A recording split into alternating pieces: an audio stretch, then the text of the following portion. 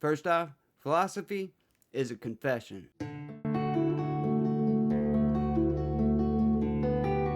What's good, y'all? Thanks for clicking on the link. WTJ Knowledge Drops. If you're new, welcome. If you're not, welcome back. In this video, we are going to be listening to Dr. Jordan Peterson. This video is titled, Make Yourself Competent and Dangerous. I've never seen it before. We are going to be exploring it together for the first time. Although I am very familiar with Dr. Peterson's work, so I'm sure I've heard him speak on whatever it is previously. So I do know that it's going to be a treat, and you'll probably learn a lot about yourself. So let's get started. It's very helpful for people to hear that they should. It is on Motivation Arts YouTube channel. I'm sure I'm going to get copywritten. But anyways. Make themselves competent and dangerous and take their proper place in the world. Competent and dangerous? Why dangerous? Because it's the alternative to being weak. And weak is not good. The people who shoot up the high schools, they're weak. They're weak. How is it good to be dangerous? Because it makes you formidable. And life is a very difficult process. And it's not you're not prepared for it unless you have the capacity to be dangerous. That doesn't mean that you should be cruel. It doesn't mean any of that. There's a statement in the New Testament, the meek shall inherit the earth. But the meek isn't well translated. It means something more like, those who have swords and know how to use them but keep them sheathed will inherit the world. That's a way better way of thinking about it. You have to be powerful and formidable and then peaceful, in that order. And that's not the same as being naive and weak and harmless, which is what young men are being encouraged to be. It's like, that's a very bad idea. It's a very bad idea. Because naive, weak, and harmless means that you can't withstand the tragedies of life. You can't bear any responsibility. You'll end up bitter. And when you get bitter, then you get dangerous. But one thing I'm not getting, there's a big difference between letting people do something for themselves and saying men should be dangerous. By dangerous, that implies I should be... You definitely need to embrace your dark side, guys. This goes for picking up women, too. They definitely don't want the nice guy that chases them. You may think that's what they want, but they want the guy that stands their ground, stands on their morals, and is hard to get. So embrace your dark side. That's what I'm trying to get at here. Oh, shut up. Ready to threaten someone, to hurt somebody. No, you should be capable of it. But that doesn't mean you should use it. There's nothing to you otherwise. Like, if you're not a formidable force, there's no morality in your self-control. If you're incapable of violence, not being violent isn't a virtue. People who teach martial arts know this full well, right? If you learn a martial art, you learn to be dangerous, but simultaneously you learn to control it. Both of those come together. And the combination of that capacity for danger and the capacity for control is what brings about the virtue. Otherwise, Powerful, powerful message. You confuse weakness with moral virtue. I'm harmless, therefore I'm good. It's like, no, that isn't how it works. That isn't how it works at all. If you're harmless, you're just weak. And if you're weak, you're not going to be good. You can't be, because it takes strength to be good. It's very difficult to be good. Such a powerful message, guys. I hope you're learning something. You gotta embrace your dark side. You might say that someone who is... Life's hard, man. It's tough. Every single bit of it. There's not a single fucking ounce of this life that's easy or that goes as planned, honestly. It's wild. Wild place to be. Incapable of cruelty is a higher moral being than someone who is capable of cruelty. And I would say, and this follows Jung as well, that that's incorrect, and it's dangerously incorrect, because if you are not capable of cruelty, you are absolutely a victim to anyone who is. And so part of the reason that people go watch anti-heroes and villains is because there's a part of them crying out for the incorporation of the monster within them, which is what gives them strength of character and self-respect, because it's impossible to respect yourself until you grow teeth. And if you grow teeth, then you realize that you're somewhat dangerous. We just saw that mirror break. I hope it's not 7 years of bad luck. What is she doing? That was not smart, lady. Or maybe somewhat seriously dangerous, and then you might be more willing to demand that you treat yourself with respect and other people do the same thing. And so that doesn't mean that being cruel is better than not being cruel. What it means is that being able to be cruel and then not being cruel is better than not being able to be cruel. Because in the first case, you're nothing but weak and naive. And in the second case, you're dangerous, but you have... It's like bad credit is better than no credit. Kind of the same deal. Have it under control. And you know, a lot of martial arts concentrate on exactly that as part of their philosophy of training. It's like, we're not training you to fight. We're training you to be peaceful and awake and avoid fights. But if you happen to have to get in one, and I guess the philosophy also is that if you're competent at fighting, that actually decreases the probability that you're going to have to fight, because when someone pushes you, you'll be able to respond with confidence, and with any luck, and this is certainly the case with bullies, with any luck, a reasonable show of confidence, which is very much equivalent to a show of dominance, is going to be enough to make the bully back off. And so the strength that you develop in your monstrousness is actually the best guarantee of peace.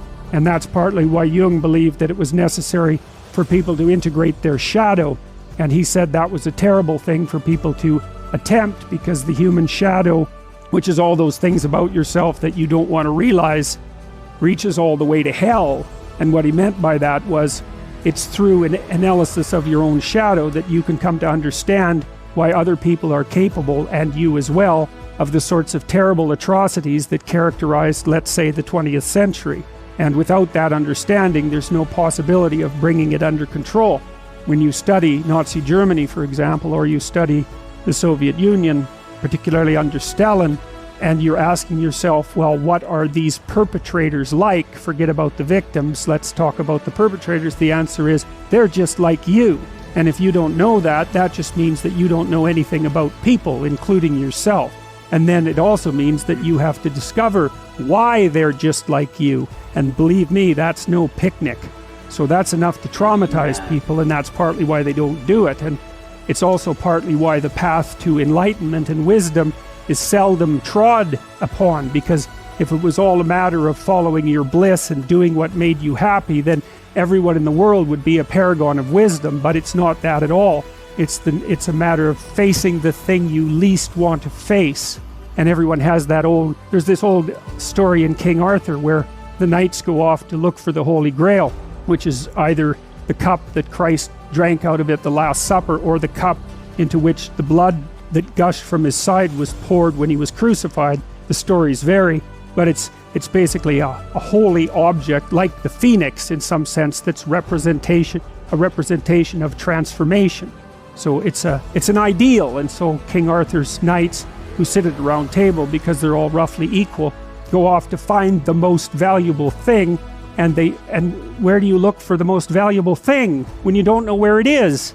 Well, each of the knights looks at the forest surrounding the castle and enters the forest at the point that looks darkest to him. And that's a good thing to understand, because the gateway to wisdom and the gateway to the development of personality, which is exactly the same thing, is precisely through the portal that you do not want to climb through. And the reason for that's actually quite technical.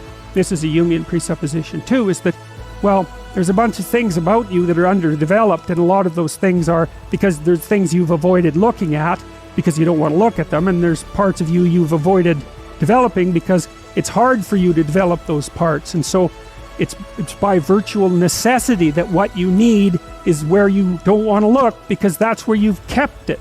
And that's why there's, an idiosyncratic element of it for everyone. Your particular place of enlightenment and terror is not going to be the same as yours, except that they're both places of enlightenment and terror. So they're equivalent at one level of analysis and different at another. And this is part of the reason. See, I'm still trying to learn my light side. I've embraced my dark side my entire life. Well, up until the last decade, I would say, right when I had my stroke and almost died.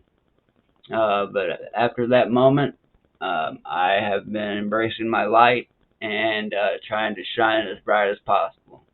I know that's cheesy and lame and corny and all the above, but it is what it is. Let's finish this. And then I'm an admirer of Carl Jung, because Jung makes it very clear Dr. Jung. see, he was very interested in the barriers to enlightenment. Because if there's such a thing as being enlightened, let's say, then why isn't everyone enlightened? If it's just a matter of taking the glorious route and following your bliss, let's say, it's like, well, that sounds pretty easy. Why isn't everyone enlightened? But Jung's thinking isn't like that at all. You know, he believed that in order to transform your personality, that first of all, you had to be disciplined, that's for sure. But you also had to integrate that part of you that was terrible and capable of breaking rules and make it part of you. And so then, and I really like that idea. Well, here's an example. So about 20 years ago, I would say, there was a newspaper headline in one of Canada's major newspapers, and it was the Minister of Foreign Affairs at that time, Lloyd Axworthy, and he was talking about what had happened with Milosevic in the former Soviet Union in Yugoslavia, and the atrocities that were being committed. And he said that he was caught unawares by that because he didn't have the imagination for that kind of evil. And I thought, well, you know, you think that what you're doing is signaling your virtue by making a statement like that, but from my perspective, all you're doing is stating your cowardice and your historical ignorance, because if you're going to be Minister of Foreign Affairs, you bloody well better have imagination for that kind of evil, because if you don't, then anyone who does wins. They beat you. And so you know, again, in the Harry Potter stories, you see he's touched by evil, right? He actually has a soul fragment that's embedded within him that's as black as anything can possibly be. That's why he could talk to snakes. Never seen it. Not a big movie guy, guys. I gotta be learning or laughing or loving. One of the L's, or I'm not interested really. So I don't watch many fiction movies or TV shows at that. Or I don't really get into fiction books either. Alright, let's finish this up. Sorry guys. Snakes, but without that he wouldn't be able to have any victory. And that's exactly right psychologically. Unless you can think the way that an evil person thinks, then you're defenseless against them, because they'll go places you can't imagine and then they win. And so the best men I've met, it was interesting even when I was in junior high and high school, because most of my friends dropped out, you know, by the time they were grade 10, thereabouts. And a lot of them were guys who developed physically. They're pretty powerful, and they're just damn sick of putting up their hand to go to the bathroom. It's like, you know, they're not doing that anymore. One of my friends got kicked out when he sort of challenged the gym teacher, you know, physically. And the gym teacher, he could do an iron cross. He was a tough guy, and so it was no trivial matter for my friend to stand up to him, but he got expelled anyways. But, you know, I noticed that it was often the kids whose character I admired that either quit or got expelled, and they were the tougher guys who were just sick and tired of following rules that didn't take into account their character, and then they'd go off and work in the oil rigs or whatever, and you could do that in Alberta at that time. And that was really hard work, you know. So it wasn't like they were necessarily taking the easy path. But, like, a harmless man is not a good man. A good man is a very, very dangerous man who has that under voluntary control. And, you know, you also see that, like one of the central female stories, let's say, if the hero archetype is the central male story, there are variants of hero archetypes that are relevant to women, and one of them is Beauty and the Beast. And, you know, Beauty isn't interested in the guy who isn't the Beast.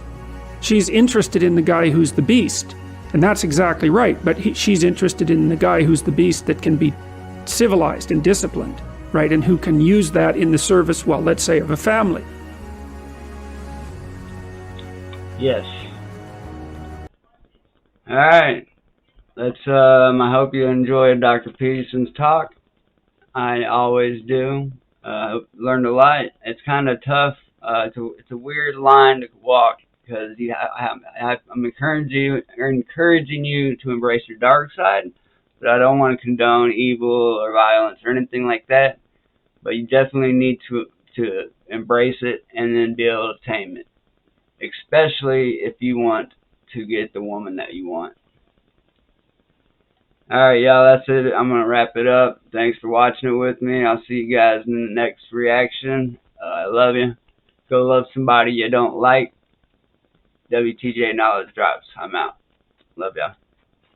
Peace. Y'all be sure and like and subscribe. WTJ Knowledge Drops on all social media and YouTube. Just subscribe on Patreon if you want to help out the cause like that. I really appreciate you guys' support. Every single one of you who has subscribed already, and if you haven't, I hope you do right now. The link will be in the description. Love you guys. Again.